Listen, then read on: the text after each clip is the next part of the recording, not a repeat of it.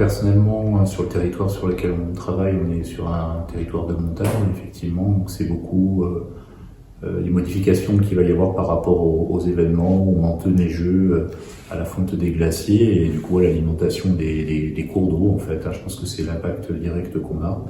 Et puis à long terme, peut-être aussi des changements sur la végétation et sur les populations du coup, qui sont riveraines des cours d'eau. Oui, on aurait tendance à penser aux variations de pluviométrie qu'on peut avoir, et variations de température, qui va induire des crues, des sécheresses. Et ça, c'est quelque chose qui nous inquiète vraiment. Et le changement climatique, ça évoque un bouleversement important au niveau de l'agriculture, parce que bon, comme je suis dans le métier depuis toujours, j'ai toujours été agriculteur, il y a des évolutions qui sont compliquées à comprendre, il y a un manque d'eau, la gestion des usages qui devient un peu plus compliquée, et puis il faut trouver des solutions, il faut chercher, il faut fouiller, il faut surtout il faut dialoguer.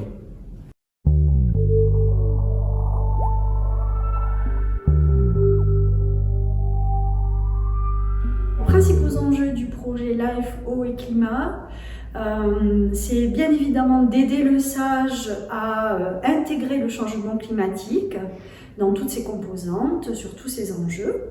Ça me semble intéressant aussi de remettre au cœur des débats l'adaptation au changement climatique. Je dirais aussi que c'est intéressant, en retravaillant sur le changement climatique, de mettre en place un réseau d'acteurs qui seront un peu plus sensibilisés au changement climatique et à son adaptation.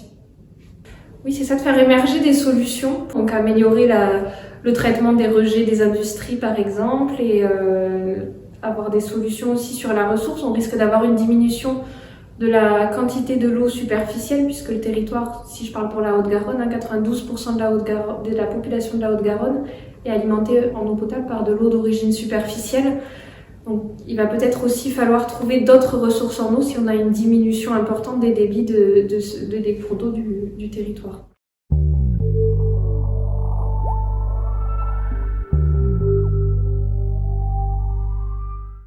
La préparation de l'avenir, conserver des agriculteurs qui puissent vivre de leur métier et toujours avoir notre indépendance alimentaire, puisque on voit quand même qu'on est en perte de vitesse et qu'on importe de plus en plus de produits de l'étranger qui ne correspondent pas à nos normes.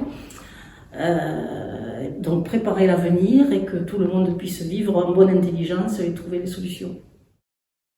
Au niveau du SAGE, c'est vraiment pour nous un partenaire privilégié. Cette action sur le changement climatique, c'est très important. En plus, c'est quelque chose de pilote au niveau national. Nous, on est très moteur, notamment pour faire émerger la connaissance et la prise en compte du volet montagne qui, sur le territoire actuellement, n'est pas très bien pris en compte, même si, pourtant, sur Adour-Garonne, ça représente 30% du territoire. Voilà. Mais je suis avec une pratique de l'agriculture de conservation des sols pendant 20 ans sur mon exploitation, et j'ai découvert par le biais de contacts que j'ai eus avec des chercheurs célèbres, des gens qu'on a connus, que la vie du sol était le problème primordial de l'agriculteur. On ne règle pas l'agriculture par de la mécanisation exagérée ou par de la technologie de première pointe. Le premier élément de l'agriculture, c'est la vie du sol. Et c'est à partir de là que j'ai été toujours motivé en tant qu'élu et au niveau de mes responsabilités, je suis toujours un petit peu dans la même démarche.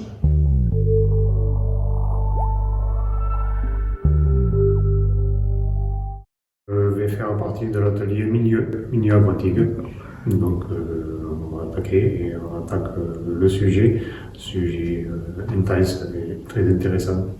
Voilà, donc après on doit codifier en fait les impacts sur cette session. Moi je travaille sur l'atelier en lien avec le monde agricole. Voilà, les partenaires du monde agricole sont des partenaires majeurs sur un territoire rural de montagne tel que le nôtre.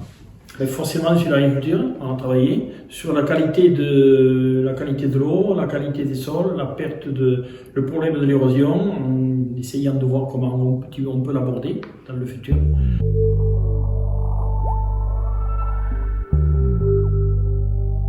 J'espère que par exemple les ateliers vont permettre de sensibiliser au changement climatique et à l'adaptation toutes les personnes qui vont participer à ces ateliers-là. Et puis, dans un avenir plus, on va dire, un peu plus long terme, que le Sage Garonne arrive effectivement à fédérer les acteurs et à proposer un plan d'adaptation. Qu'on arrive à trouver les bonnes solutions et pour conserver de l'eau dans nos rivières, de bonne qualité, et avec tout ce que ça induit derrière. Qu'on les préserve et qu'on les prenne bien en compte, et c'est très important, surtout pour les générations futures.